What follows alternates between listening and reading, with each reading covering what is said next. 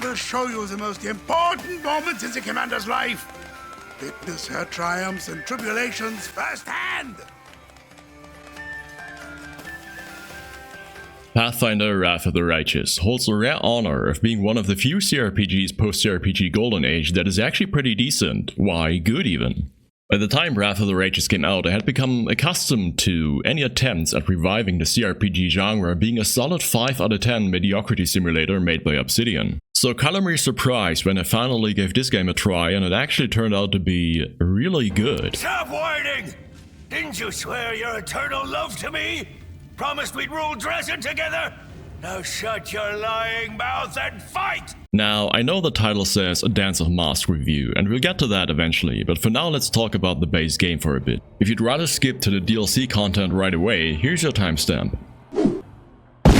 Wrath of the Righteous, despite its flaws, and there are many, does two things incredibly well that are the backbone of every CRPG: builds and role-playing. It's been a long while since I last played a game that was as satisfying on these two fronts as this one. You get a ton of classes, most of which are even useful, with meaningful subclasses. The build variety is through the roof, and between a Triceratops riding ranger and the cackling witch who keeps a literal geriatric old woman as a pet/war dog, there's something in there for everybody. And with a little bit of brain juice, or just blindly following a YouTube guide like I do, it is very possible to turn your stick-wielding hobo into... Now, note how I said builds and not gameplay. Why is that? Well, let me explain. Some people, who are either of malicious intent or haven't played the game, might try to convince you there's an element of strategy and tactics to this game. If you spot any of these people, please report them to the authorities, though they may be deported to the Chilaxian gold mines. And let me explain how combat works in this game. I thought I swore an oath to a war chief, not some village idiot. Here's an enemy. They have stats. These stats are likely to be unreasonably inflated and coupled with absurd abilities, ridiculously high DCs, and nonsensical immunities. And there's gonna be a lot of them. And here's you. Now what are you gonna do? Easy. You take your spellcaster/buff slave and click on as many of the colorful icons as you can. In fact, I implore you to get the Bubbles buff mod to shorten that process down to one click. Once you're confident you have more numbers than the enemy, you click on them and effortlessly win the encounter. As much as I appreciate the build variety in this game, the meta is incredibly rigid, and stacking as many buffs as possible makes a difference between trivially easy and almost impossible to beat, with almost nothing in between. While that's unfortunate, within that framework there's lots of room for experimentation. But be that as it may, Owlcat's innovative two-step approach to gameplay of clicking the icons followed by clicking on the enemy doesn't quite carry the experience. Why ask for advice if you've no intention of heeding it? You'll just go ahead and do whatever harebrained thing you feel like.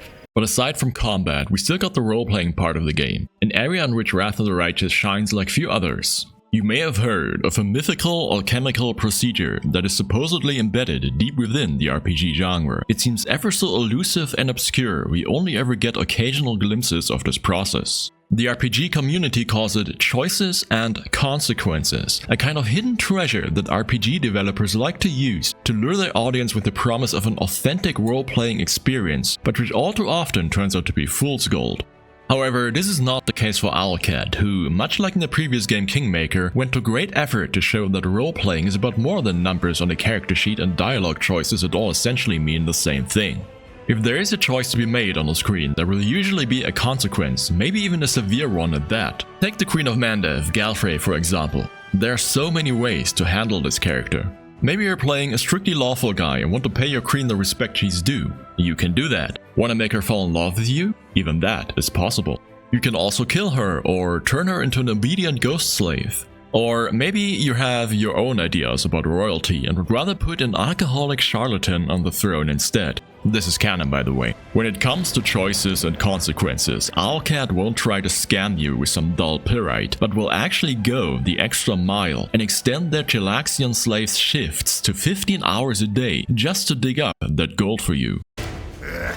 Yes! So, what would you say Wrath of the Righteous is most known for? Give us all a few words before you lead us on what is to be our final push. Perhaps it is the phenomenal soundtrack.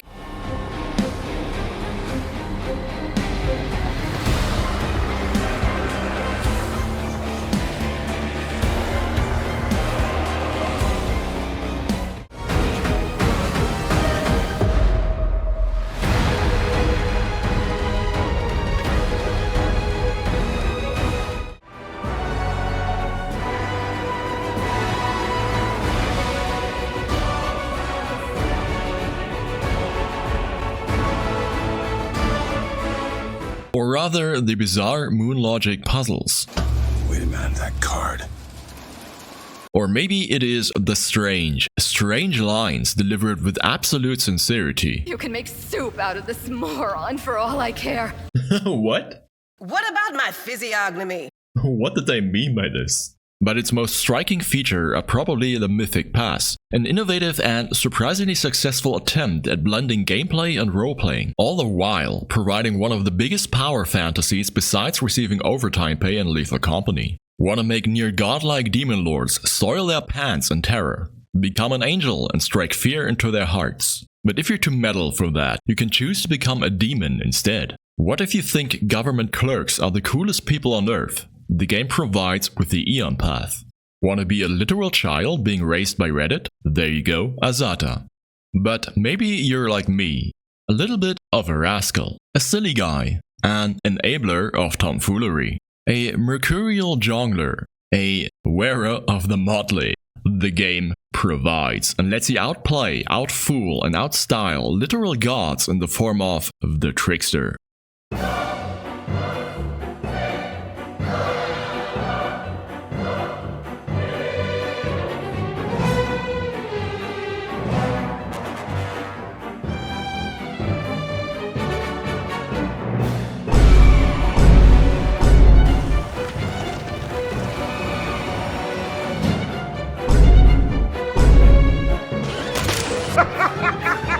You have secured another victory.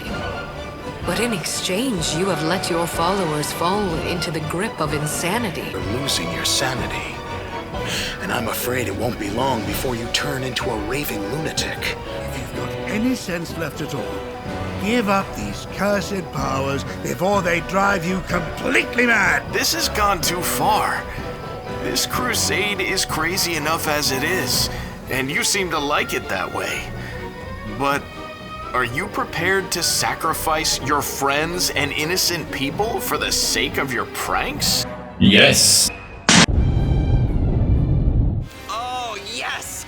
Now that is how I like my crusades. Now, as cool and flavorful as the Mythic Paths are, I do have a few complaints. First of all, it's obvious that some paths received more love and attention than others, with the Angel Path being the most fleshed out and seamlessly implemented, whereas as much as it pains me to say, Trickster gets maybe half the content Angel does. Furthermore, the late game paths hardly seem worth the trouble, and at least Devil should have been a core path instead of some Chapter 5 afterthought, because Devils are actually pretty cool in Pathfinder and might have been my first choice otherwise. Also, if you go strictly by the meta, Angel, Lich and Trickster just kinda blow the other paths out of the water, though that isn't to say they're unviable. But in terms of gameplay, why play Eon and bury your enemies in cosmic paperwork when you can play an autokill Persuasion Trickster instead and have literal demon lords off themselves in your presence, giving a new meaning to resolving conflict through words. But regardless of my complaints, the Mythic Paths go a long way to make the game what it is, and I wish more RPGs would add that kind of flavor. Now, the DLC didn't introduce anything new in terms of Mythic Paths, but what it did give us is new archetypes. And the archetypes added by A Dance of Masks are, in my opinion, the best ones yet. Between party-wide sneak attack dice, a rideable griffin pet, or getting too hammered to even care, the possibilities are 11, but that is still a pretty high number. And I gotta hand it to Owlcat for being one of the scant few developers who understand the sublime bliss of dual-wielding massive weapons. Okay, but what else does A Dance of Masks have to offer? To any rational, modest person, the Titan Fighter archetype would be more than enough, but as we all know, the CRPG community is neither of those. So in addition, we get more story, more companion interactions, and more enemies to click on in the form of the Kenabres festival. As you might remember, Discari himself rudely interrupted the festival at the beginning of the game, and while providing one of the funniest cutscenes in video game history partially made up for it,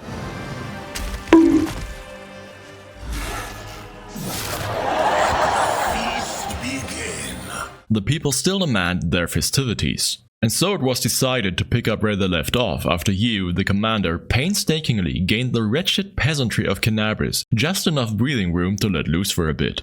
The Kenabres festival is accessible near the end of Act 5 and is supposed to be a kind of last get-together for you and your companions before the finale. If you like the companions of Wrath of the Righteous, rejoice because a good half of the DLC is all about them. Will I be able to imitate him?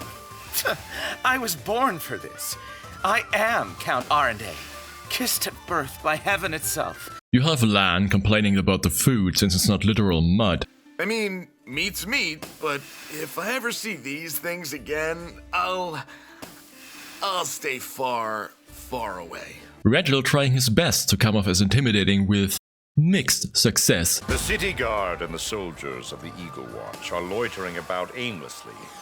I am ashamed to witness such gross incompetence. And Warchief once again demonstrating why tieflings, despite making up only 30, there really isn't much to say on this front. You open the map, you click on the portraits, you listen to the dialogue. To shake things up a bit, you will gain access to an arena about halfway through, which, while offering some interesting fights, at this point of the game should offer no challenge whatsoever. You click the colorful icons, you click on the enemy, you win. To a cosmic beast like the commander of the 5th Crusade, nothing here should pose much of a challenge. And honestly, the entire event just goes to show that owlcats still have a lot to learn in terms of balance. One detail I neglected to mention, however, is that this isn't just an ordinary festival. It is also a cosplay convention. So it should come as no surprise that the entire event is tainted by an evil miasma that could spell disaster at any moment. Things will get spoiler heavy from here on out, so here's another timestamp if you'd rather skip this section. Enjoy yourself, Commander. Throughout the course of the DLC, our companions mysteriously go missing and we keep having run-ins with an organization called the Cult of Razmiran. We are informed of the cult's machinations by one Rovis, a covert investigator of the local knightly order. Now, normally I would never trust a tiefling, let alone a fed, but for once I will have to put my reasonable aversions aside and join forces with this reprobate because this has become personal. Is it because these ruffians have laid hands on my companions and tried to abduct me? No, not at all. Half my party slots are filled with mercenaries anyway, so no harm done. Oh no. To explain my cold, vengeful fury, we will have to take a step back and take a look at the lore. What is the Cult of Razmiran? Well, picture an entire TV channel dedicated to religious infomercials selling indulgences and scamming old ladies out of their pensions. Now expand this channel to the size of an entire nation, holding its population hostage and fleecing them out of their last penny, with the people so utterly brainwashed they willingly go along with this procedure. One Razmir, a self-proclaimed god of luxury, sits at the top of this dubious church, squeezing his flock for all they're worth. Really, the convoluted metaphor is unnecessary. You know what I'm talking about and you know of real-life examples. The Cult of Razmiran is a mafia of wizards masquerading as a church. And I gotta admit, I kind of admire this man's grind. Pulling the wool over an entire nation's eyes and scamming them out of all their savings while being venerated as a god for doing so is no small feat, and normally I'd say we should leave well enough alone and live and let live. However, there's one small problem. Razmir has now decided to encroach on my territory and challenge my claim to the throne. And as a Mythic level 9 trickster, I can't help but feel that in the realm of cosmic scam artists, there can only be one. Watch and learn, Commander. Guiding the festival to its crescendo, the Master of Ceremonies declares a contest of who is the best Commander cosplayer. I'd like to invite all the Knight Commanders to come nearer the stage for the judging of the best Knight Commander impersonator. And if you're like me and have ever been to a Western cosplay contest, you know what kind of wretched occasions these are. And sure enough, the Master of Ceremonies turns out to be none other than Razmir himself, who cleverly seizes the opportunity to abduct us to his realm. Alright, a short sermon for the unenlightened.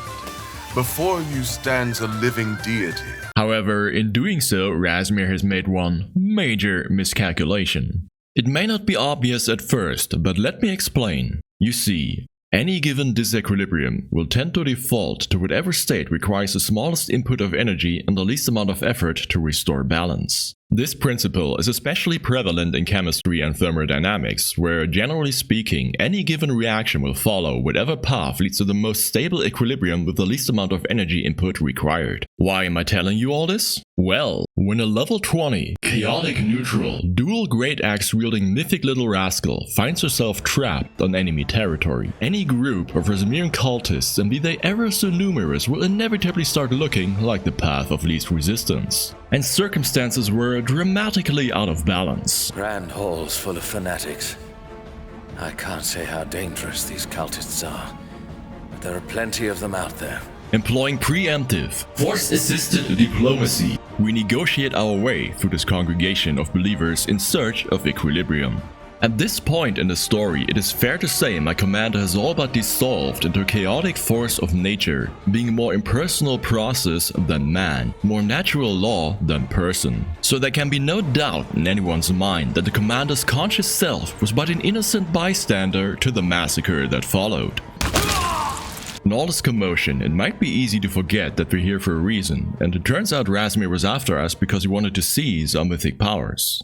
You promised me the Knight Commander's power. I gave you unlimited resources. I'd let you speak in my name. Given that, as a trickster, my mythic powers consist of running a hyper-violent circus, plot derailment, and drunk driving, I'm not quite sure what exactly he is after. Moreover, the Razmiran we've been talking to was but a stand-in for the real thing, who apologizes to us for the misunderstanding and offers to purchase the secret of our powers from us. I must apologize profusely for involving you in such an unfortunate situation. I tell him they're not for sale, but for a man who purchased his godhood from a bunch of elderly infomercial victims, this simply is not a conceivable answer. In order to avoid any further diplomatic incidents, I simply sell my favorite doujin of dubious content and tell him to follow the instructions inside. At last, I should have offered you a business deal sooner. Proving once again, this really is a world of those who do and don't know how to get past the panda. With the crisis averted and two kindred spirits departing on amicable terms, we return to the festival where we promptly proceed to get smashed at the local pub. And much like my college dropout celebration, getting blackout drunk incidentally marks the end of this journey. A dance of masks clocks out after about 2 hours, give or take. It is short, sweet, and delivers what it promised. Out of all the DLC for Wrath of the Righteous, it is certainly the strongest in my opinion, being neither the monotonous slog of Treasure of the Midnight Isles nor the gruesome gauntlet of inevitable exes, but rather a tightly wrapped and condensed experience. But even if you don't care for the story, the new archetypes alone open up a whole new range of builds for some of that sweet theory crafting and replayability. I personally greatly enjoyed coming back to this game for this video, and as of writing I'm already on a second character trying out a new archetype. I really gotta hand it to Wrath of the Righteous for being a sweet oasis of milk and honey in the desert of modern CRPGs. And as Rogue Trader showed, Owlcat is not letting up, and I can only hope they stay their course. Cover your ears, my children, so that the blasphemy from these godless lips does not defile your hearts. That is all for today. Thank you for watching. Also, to whoever put stinking cloud spam in the game before the delay poison spell is available, I will find you.